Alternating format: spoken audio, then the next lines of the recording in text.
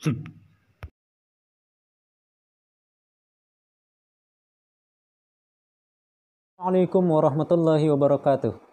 Selamat datang di channel saya teman-teman. Nama saya Muhammad Fauzi. Ini video pertama kali saya untuk channel ini. Di sini dan hari ini saya ingin mencoba membahas pelajaran bahasa Indonesia. Di antaranya bagaimana penggunaan kata di, dan yang kedua pembinaan dan pengembangan bahasa Indonesia, dan yang ketiga kedudukan dan fungsi bahasa Indonesia, dan yang terakhir ragam bahasa Indonesia. Baiklah, sebelum kita mulai membahas pelajaran ini, saya ingin meminta teman-teman untuk mensubscribe channel ini, bisa klik tombol yang di bawah ini dan memberikan like-nya dan men-share video ini ke teman-teman yang lain jika dirasa video ini bermanfaat, agar channel ini bisa lebih berkembang lagi dan lebih bermanfaat lagi. Kita mulai pelajaran pertama kita, yaitu bagaimana penggunaan kata di dalam bahasa Indonesia. Memang sih terlihat seperti simpel, namun masih banyak orang yang melakukan kesalahan.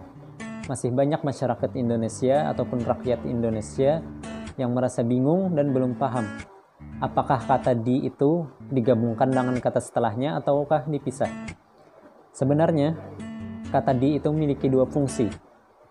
Yang pertama, kata di itu adalah kata depan atau istilah lainnya preposisi. Maka ini dikaitkan dengan tiga hal. Di antaranya tempat dan waktu dan suasana tertentu. Kita ambil satu contoh tempat. Saya sedang berada di rumah.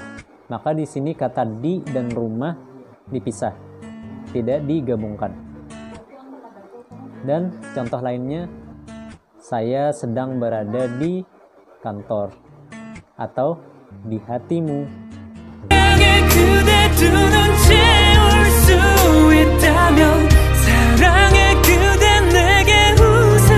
Dan penggunaan kata di yang kedua adalah kata imbuhan atau digabungkan dengan kata kerja yang pasif. Kita ambil beberapa contoh seperti dimakan, diminum, disayangi, dicintai, dan juga dikhianati. Lanjut menyanyi.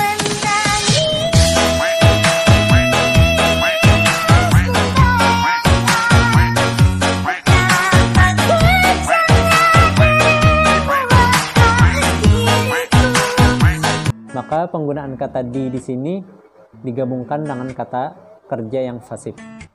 Begitulah fungsi kata di dalam bahasa Indonesia. Semoga kita bisa mempraktekkannya di kehidupan sehari-hari kita ketika menulis ataupun berdialog dengan orang di sekitar.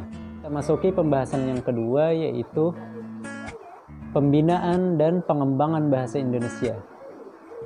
Kenapa perlu pembinaan pada bahasa Indonesia ini? Karena masih banyak masyarakat dan rakyat Indonesia yang belum paham dan belum mengerti penggunaan bahasa Indonesia itu sendiri dengan baik dan benar, seperti yang kita bahas di awal tadi. Itulah sangat penting melakukan pengembangan pada bahasa Indonesia ini. Bagaimana caranya? Caranya adalah mulai dari diri kita sendiri, kita yang menggunakan bahasa Indonesia. Mulai dari diri kita, apalagi pemuda-pemuda seperti kita. Mulai dari diri sendiri, apapun itu. Yang kedua, jangan malu menggunakan bahasa Indonesia. Kenapa harus malu? Ini bahasa kita sendiri loh. Sedangkan orang lain di luar sana berbangga diri dengan bahasanya masing-masing. Jadi kita juga harus berbangga dengan bahasa Indonesia. Merdeka. Cara yang ketiga yaitu dengan menjadikan lembaga pendidikan berbasis bahasa Indonesia. Jadi kita gunakan bahasa Indonesia ketika sedang belajar di sekolah ataupun di kampus. Jangan menggunakan bahasa yang lain. Kecuali itu kita sedang melakukan mata pelajaran lain yang memang digunakanlah bahasa asing ketika itu. Empat, yaitu dengan menggunakan bahasa Indonesia di forum-forum resmi ataupun di situasi yang formal.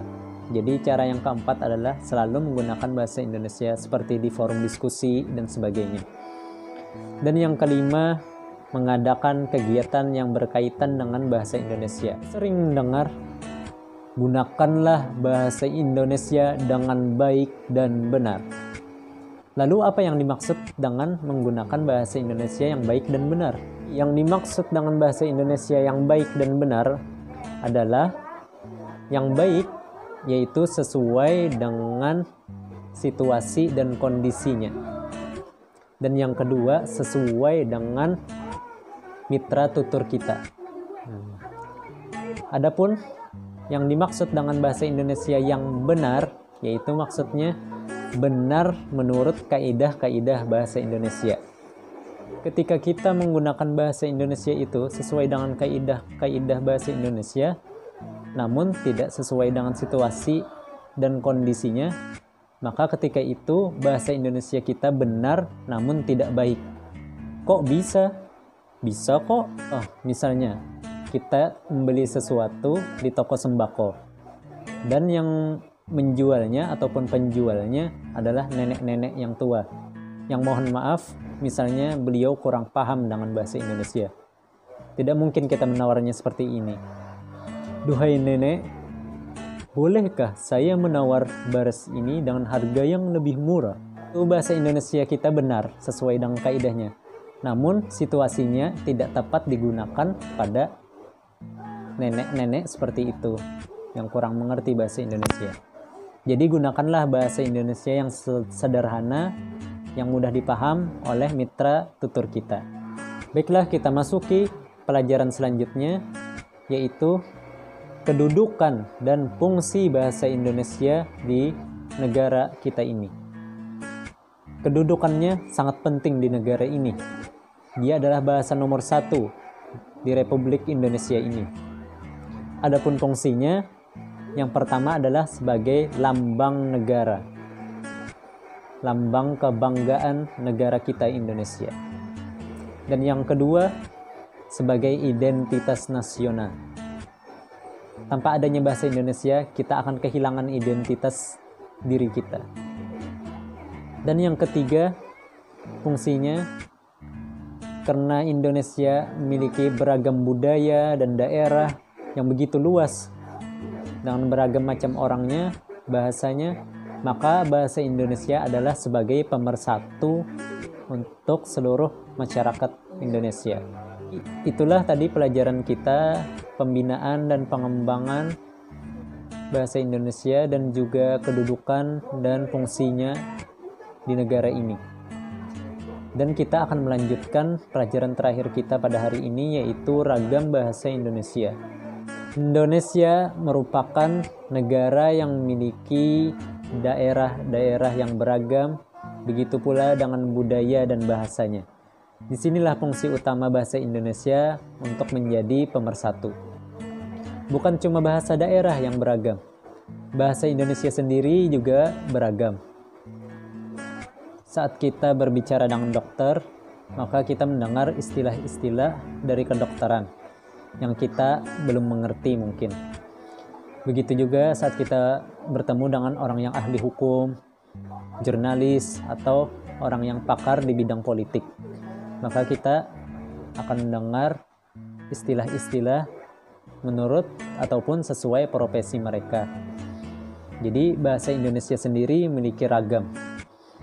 Yang dimaksud dengan ragam bahasa Indonesia ialah variasi bahasa, menurut pemakaian yang berbeda-beda, menurut topik yang dibicarakan, menurut hubungan pembicara, orang yang dibicarakan, dan menurut medium pembicara. Indonesia sendiri pada dasarnya tergolong menjadi dua. Yang pertama, bahasa Indonesia yang baku, dan yang kedua, bahasa Indonesia yang tidak baku. Bahasa Indonesia yang baku biasanya digunakan pada saat situasi formal, seperti saat di lembaga pendidikan yang berbasis bahasa Indonesia secara resmi, saat kita berpidato, saat upacara, dan lain sebagainya. Dan yang kedua, penggunaan bahasa Indonesia yang tidak baku yaitu di ketika situasi yang tidak formal saat kita berbicara dengan teman atau yang lainnya. Tinjau dari aspek media ataupun sarana, maka bahasa Indonesia terbagi juga dua golongan, yaitu bahasa Indonesia menurut lisan dan juga tulisan. Yang kedua adalah bahasa Indonesia ragam tulisan, yaitu bahasa Indonesia yang divisualisasikan melalui media tulis. Dan pada situasi yang ini, maka bahasa Indonesia tidak berkaitan dengan ruang dan waktu, sehingga untuk memahaminya perlu media dan struktur lain yang lebih membantu. Cukup sekian dulu pelajaran kita pada hari ini. Silahkan teman-teman berkomentar di kolom komentar di bawah ini, berikan kritik dan saran yang membangun agar saya bisa membangun channel ini lebih baik lagi, agar kedepannya bisa memberikan manfaat yang lebih lagi. Sampai berjumpa di lain waktu. Wassalamualaikum warahmatullahi wabarakatuh.